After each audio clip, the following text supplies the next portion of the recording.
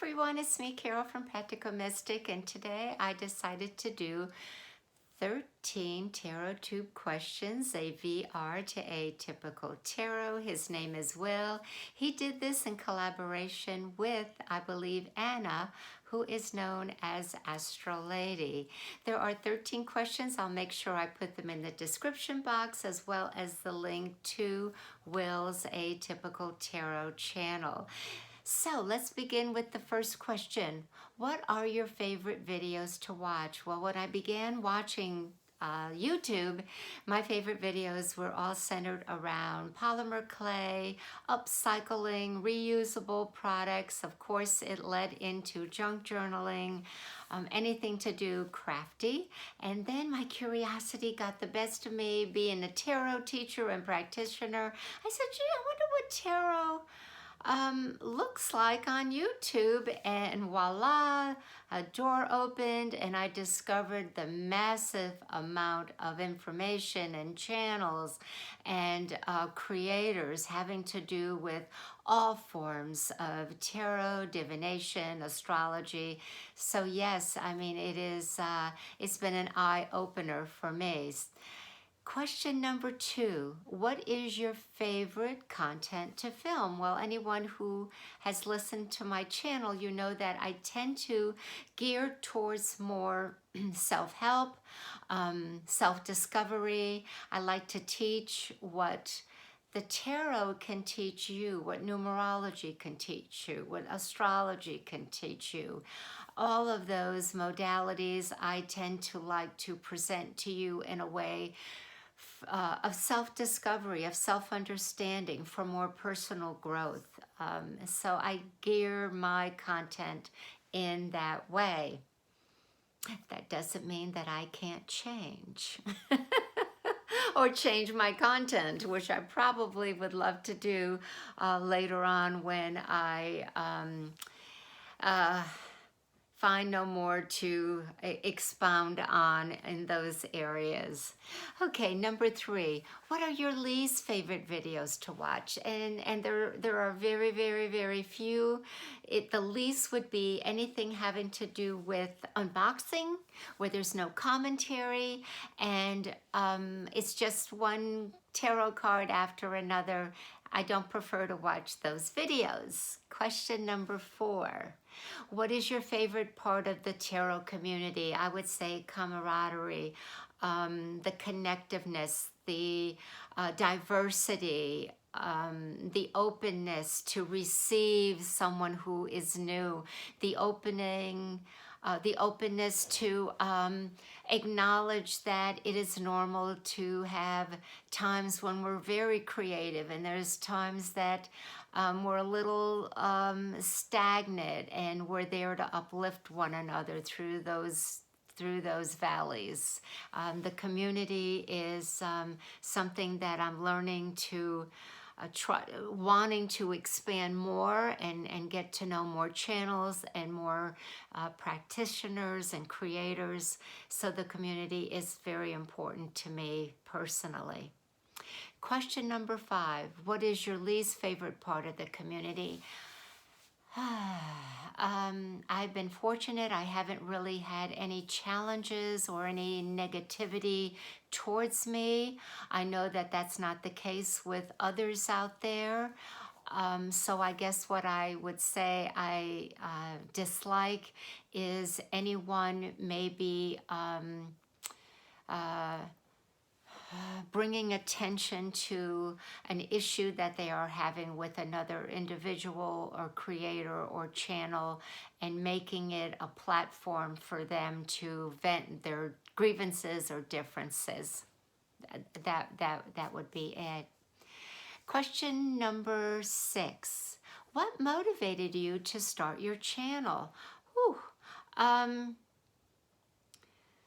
Originally, I was going to start a channel having to do with polymer clay, teaching junk journaling, and the likes. And during my meditation, one day when, all of us go through cycles of change, and I had gone through a period where I was almost like a full-time caregiver, And all of a sudden I had a little bit more time on my hands, and I said, oh, I would love to be able to do videos on crafting and what I've learned with polymer clay. And so I was just in meditation one day, not even thinking about YouTube, and I just was reconnecting with Spirit. And my question to Spirit, to God, my Maker, was, what would you have me do? And it was in the light of with this free time that I have now. And it was very clear, the voice, that the information was, go back to doing your work. Well, go back to doing your work was not go back to teaching polymer clay or junk journaling. Go back to doing your work was going back to what I had been doing for many, many, many years, which was teaching the tarot, talking about the tarot, doing readings, teaching numerology, teaching astrology. And I said, Spirit, are you talking about me teaching again? And my mind was going through all kinds of things because I was no longer able to do it as a radio host. I was no longer able to do it in the college community that didn't offer that anymore. So I said, oh my goodness, you want me to go on YouTube and do this? And it was a resounding yes, we do. So I took that and consulted some people that I admire and trust, and looking for validation. Could I, should I, what do you think? And it was a unanimous go for it, do it. If you fail, no big deal, so what? And that is how I got back into doing, getting on YouTube and doing the platform that I'm doing right now, which is teaching tarot, numerology, and the likes.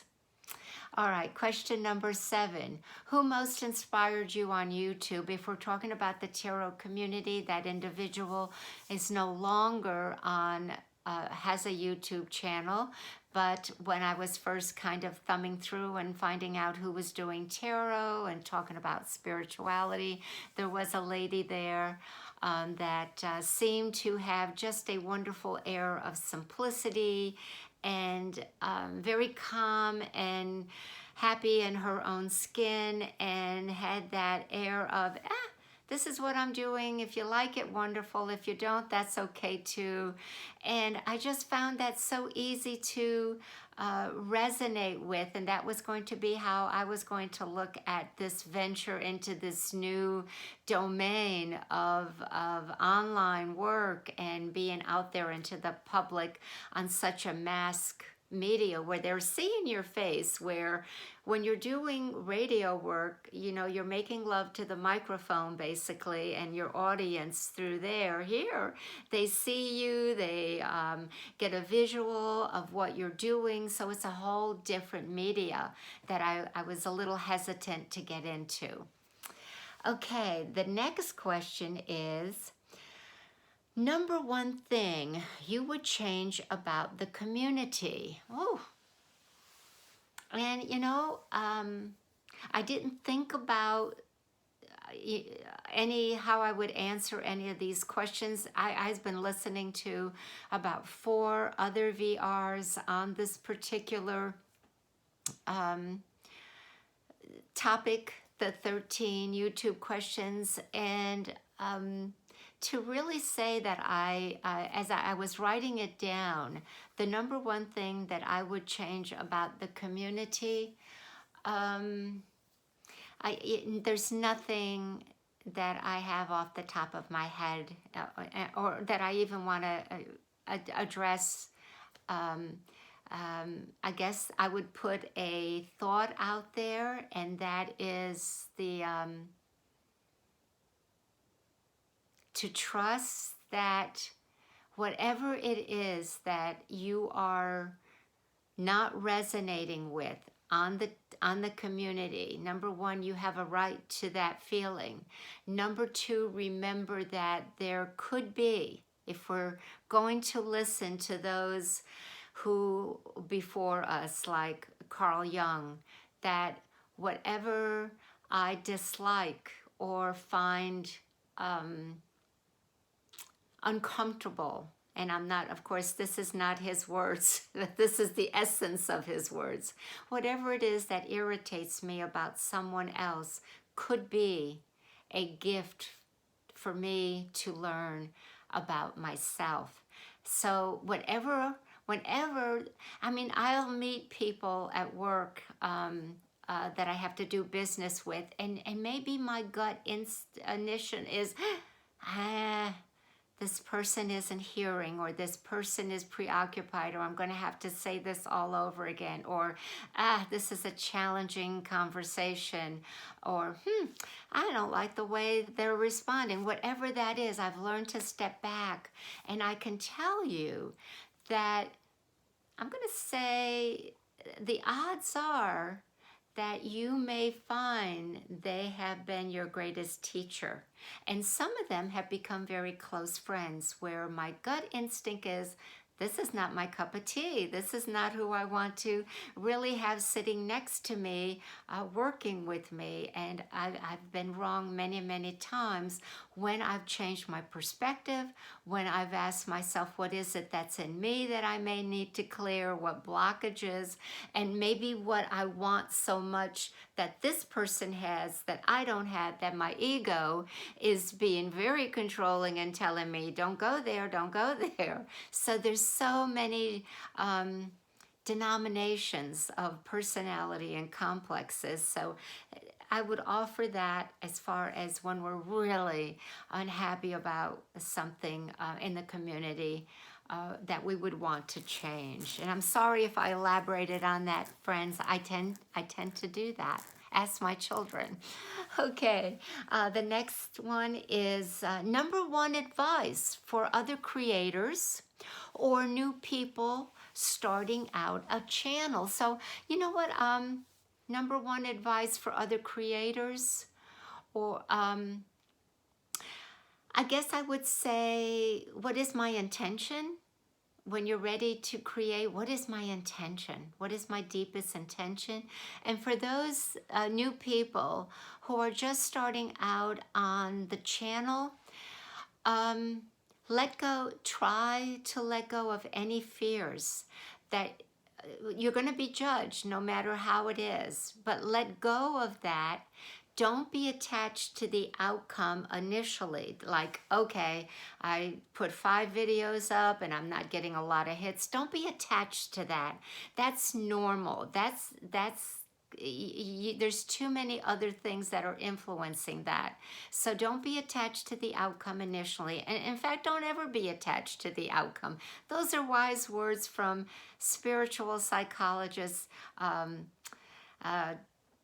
Okay, having a moment there. Wayne Dyer. Don't be attached to that.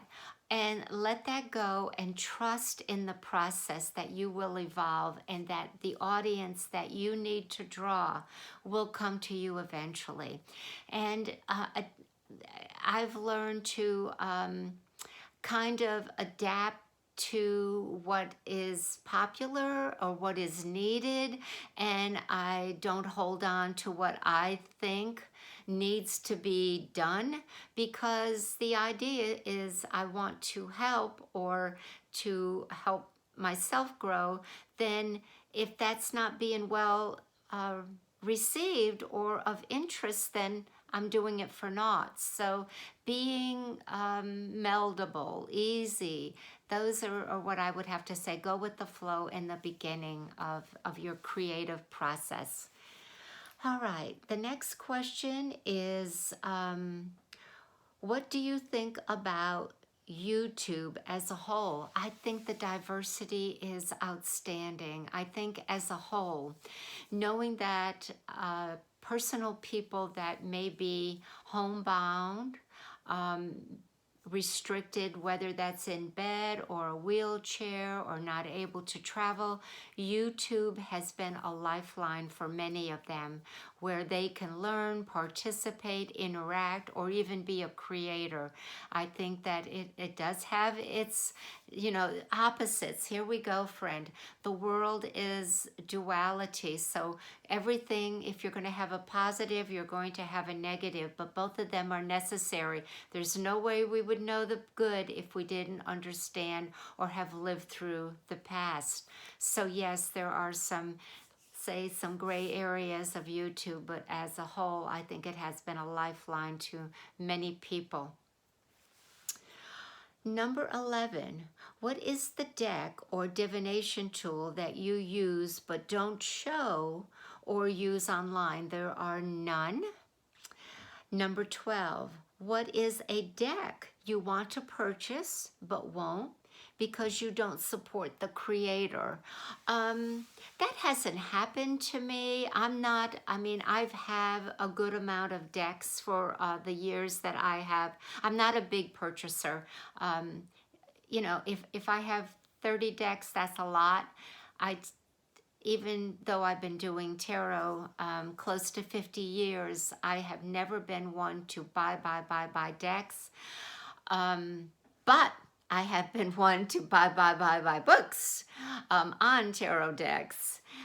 So it's to kind of answer that question in another content, I would say a little experience that I did have is when I first started, there were very few tarot decks available. You had to go underground, or you had to go into a very occult bookstore in a very popular city in order to get them. But there was some in half-price bookstores. And I do recall maybe the first year that I was looking for used decks that I had purchased a Thaw deck, Aleister Crowley, and from a used bookstore, and I brought it home and I started using it, and it was negative. Of course, the pictures were very, very different than the Rider-Waite. They weren't as friendly. They were a little bit more macabre, a little bit more taboo. And, I was okay with that. But as I used that deck, I was finding that my readings were very, very dark, suspicious. It was circular. I wasn't getting answers, and I certainly wasn't going to use it for my clients. And it got to the point that every time I went to pick them up, there was a dampening of my energy, and I found out that whoever had this deck was of a different vibration than I was. And I decided to not give them away, but I brought them back to the owner of the bookstore and said, I'm sorry, I can't work with these. I understand that you may not want to refund me the cost of what I paid for these, but I'm giving them back, and maybe you can find another owner. But that is the only time that I would say that I experienced a negative vibration, and I've never bought a secondhand deck after that, for many reasons. But that is the only time that I realized just how much a creator or a user of something, that energy and vibration certainly does get into their art. Now, if it's a new day, if it's part of their work, their art that they haven't touched, then by all means, you may not like the individual, but don't deny yourself the experience that you initially found a connection with those images, with with that tool, because you did not like the creator of it. So that would only be my my spin on that. The next question, number I guess it's the last question, number 13. What has been your most memorable experience being a part of the Tarot Tube community? Oh, there's been many memorable experiences. Um, Again, the feedback of comments are so important to me. I know that I'm going in the right direction when people say that's been helpful or thank you. There was one memorable experience that does stand out that I remember brought tears to my eyes when someone had seen a video and commented on this person was struggling during the middle of the night and on YouTube, and from some reason fell on my channel, and one of my videos, whatever I had said, inspired that person, that brought light to the issue and the challenge that they had been struggling with.